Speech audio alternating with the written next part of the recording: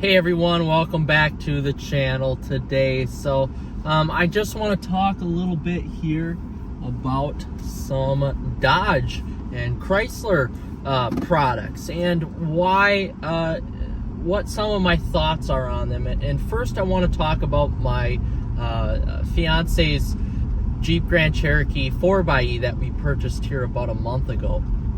And 2023 with 3,000 miles, it basically was a dealer demo and a new to us vehicle, which is pretty brand new. And I want to kind of talk about this in relation to the Dodge Charger EV. So I just want to start off by saying that vehicle for us has been great. It's been perfect. It's everything we wanted in terms of efficiency with the plug-in power, in terms of power with the 375 horsepower and 470 torque, and then in terms of engagement of driving and capability as well. That car has been everything to us that we need it to be.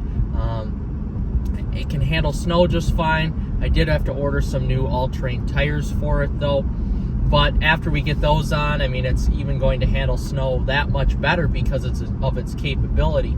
And I want to talk to the general public about this, you guys about this. Why was this technology ready in a Jeep product in 2021 with the Wrangler 4xe, and then in 2022 with the Grand Cherokee 4xe, but the electric Charger wasn't ready until now, which is 2025, selling it as a 2024 model, and those products, those Chargers, are still not on dealer lots. Why couldn't we have a plug-in hybrid version of the Charger first? Why didn't that cross anybody's minds at Stellantis? Because it's such a good product. It really is. And I know it's got a lot of issues here and there with recalls and whatever, but our vehicle wasn't hit with that. Why not have a plug-in hybrid version of it? You could do a plug-in hybrid V8, or you could do a plug-in hybrid Hurricane inline 6 and release that to the general public first, since that technology was already there with the Wrangler and the Grand Cherokee, producing high horsepower and high torque, honestly. And now we're waiting essentially 3 to 4 more years to get a battery electric version of a Charger. And we still don't know when the ICE version of the Charger will come out. So to me, it just we've seen the pictures of all those battery electric Chargers in a big lot someplace, and to each its own there. Maybe they're in a holding pattern. I don't know what's going on with that supply chain, but to me it just seems very fickle and dumb that they didn't try to develop a battery electric power, or a plug-in electric powertrain of the Charger first, like a plug-in hybrid. Why not? I mean, I'm in a Volt right now. It's great. It's a plug-in hybrid. We have a Grand Cherokee 4xe plug-in hybrid. It's fantastic, just fantastic.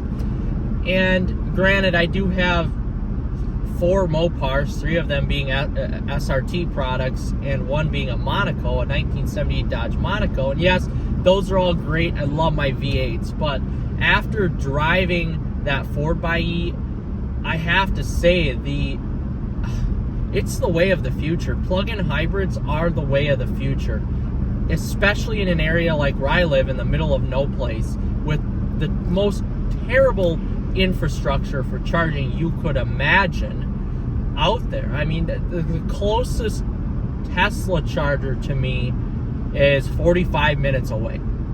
So for me, being a avid Mopar junkie and a Mopar enthusiast, why not just make a plug-in vehicle, a plug-in hybrid? I would buy the hell out of that product over an electric vehicle. because I still want that ICE power. I still want to hear the engine. Hell, in my Chevy Volt, which has an 84 horsepower, 1.3 liter Atkinson cycle 4-cylinder, I still love to hear the engine noise once in a while. I really do. As much as nice as it is driving around in pure electric mode and as quiet as it is, I still love to hear an engine. I don't care if it's a 4-cylinder, I don't care if it's a 6, I don't care if it's an 8, I don't care if it's a 10, I don't care if it's a 3. I just like to hear the engine. So as a common Mopar enthusiast myself, who probably fits into the buying category of most Dodge, Chrysler, Jeep, Ram vehicles here, I would have to say, and that includes income as well, I don't make a ton of money by any means, I would have to say that I would much rather buy the plug-in hybrid version of a Charger with awesome performance than the battery electric version. I mean, there's no question about that. It just doesn't make sense to me what the market is that they're trying to sell to. And also, you know, I'm not, okay, so the pricing of it, I just watched a video, Kyle Connor actually, he test drove and did a great in-depth review on an RT Stage 1 with the Plus package. It was $71,000. That's a shit ton of money. I would have to sell all my vehicles to buy that vehicle, essentially. So instead of paying, you know, 50 grand for a really nice Scat Pack, which you can get right now, you're paying $71,000 for an RT Stage 1 that's electric. I'd rather have the Scat Pack that's honestly faster and it's ICE powered. I mean, hell, the regular RT Challenger is almost as fast. So for me, it's overpriced as well. You know, I could afford a $50,000 car. I can't afford a $71 or $72 or $80,000 vehicle. It just doesn't make sense to me. So the pricing aspect of it, you know, 71 is too expensive, and even for the RT, the Scat Pack, the Daytona Scat, that fully loaded is like $82,000. So explain this to me, Dodge, just Chrysler in general. How come it cost me to get my Grand Cherokee 4xe brand new, which we didn't pay brand new, but it was brand new in 2023, pretty well loaded, luxury Tech 2 package, very nice, you know, surround camera, heated cooled seats, side passenger display. That was a total cost of $67,000. So tell me why I can get a bigger vehicle that probably costs more to manufacture, more to put together because of the parts, than the Dodge Charger electric vehicle, which is smaller, and probably the manufacturing costs are probably less, but yet it's costing me more to buy that product than it is a more capable Jeep in a Wrangler or a Grand Cherokee 4xe. So that doesn't make sense to me. And mind you, the Grand Cherokee 4xes, I think, are overpriced as well for what they are. But all said and done, why not offer the plug-in hybrid version, maybe with the Hurricane Inline 6, you know, just to have some sort of emissions, meet emissions. You have to meet emissions, but you have to sell your vehicles. As a Mopar diehard enthusiast, the only way I would buy one of these electric vehicles is if the depreciation hit in 10 years and I could buy one of these, just like I did with my Chevy Volt, for like $5,000, $6,000, $7,000, $10,000. That's all. Otherwise, I'm not spending my money on that vehicle because it doesn't do anything for me. You know, there's no excitement to it besides the straight line speed, which I think straight line speed nowadays is overrated, because all of these, even this Grand Cherokee 4xe that we have, that can do 0 to 60 in damn near 5 seconds flat. That's a full-size, large, heavy SUV. So the straight line speed for me, and I think for a lot of enthusiast drivers out there, just it really doesn't cut it anymore. There has to be some sort of other buying proposition, a USP, a unique selling proposition that the product has to offer. And for me, the plug-in hybrid versions of Stellantis' vehicles are great. I've never test drove a Hornet. I don't like the Hornet, but I would love to drive the RT because that's a fast and proper vehicle. It's great. You can get your electric mileage out of it, and you can have a gas engine as a backup. But to go full electric on, you're quitting something cold turkey. It's like smoking 2 packs of cigs each day, and now you just quit it cold turkey. Just like that. Just like that, you're done. You go from a 6.4 liter or a 5.7 or even a 6.2 liter supercharged V8 to an electric vehicle. There's no in between. There's no a grace period. They quit the grace period, and they're not even releasing those ICE-powered vehicles until the end of 25. We don't know, because the 2024 battery version isn't even out yet. So there's no USP with that vehicle. I'm not like dying to buy one of those vehicles right now, and I know I never will. I would be more inclined to buy the plug-in version of the vehicle, because we've seen what electric propulsion along with ICE power does in the Corvette E-Ray, in tons of Porsches, in tons of Mercedes.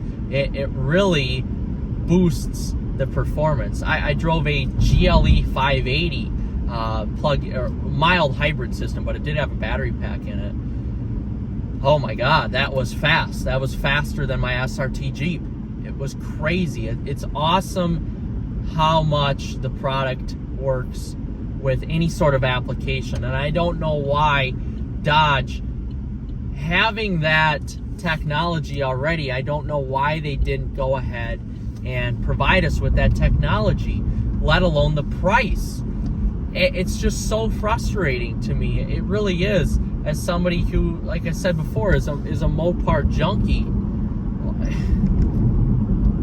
I don't know. I don't get it. I don't get the people who run these companies. Tim Kuniskis is back. Maybe he can change something at Ram. I don't know. I've test drove both Hurricane engines. They're phenomenal, but they're not for me in a truck. They're not for me in the truck powertrain. They're for me in a different application, but not for a truck.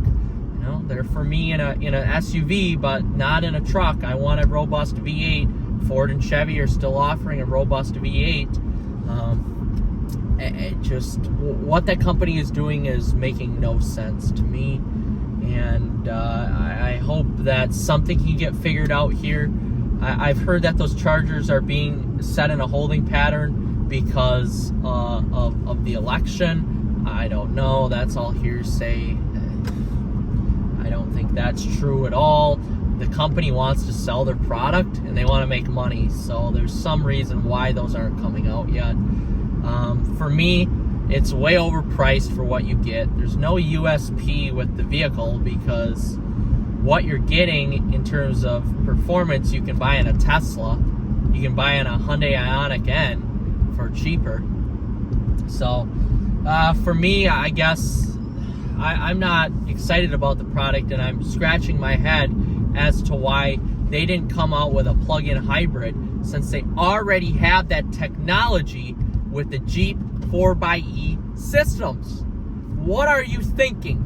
You can use that same, hell, you could throw in the 2-liter turbo and the same battery pack and put it on the Stella Large platform and have a kick-ass vehicle that does 0 to 60 and handles way better and weighs a lot less than the Charger electric RT Stage 1. It would do this damn near the same exact stats.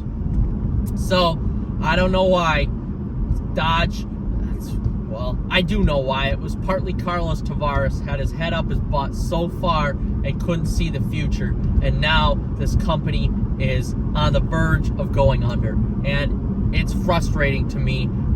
I just get so frustrated talking about it, seeing companies so poorly mismanaged by people who make quintuples the amount of money that I make, running a successful business, and I watch these CEOs, CFOs, they run their auto companies into the ground because they don't know the typical American consumer like myself. So it's pretty goddamn frustrating that I have to spend my money on late model SRT products because we have nothing else to buy on the market now.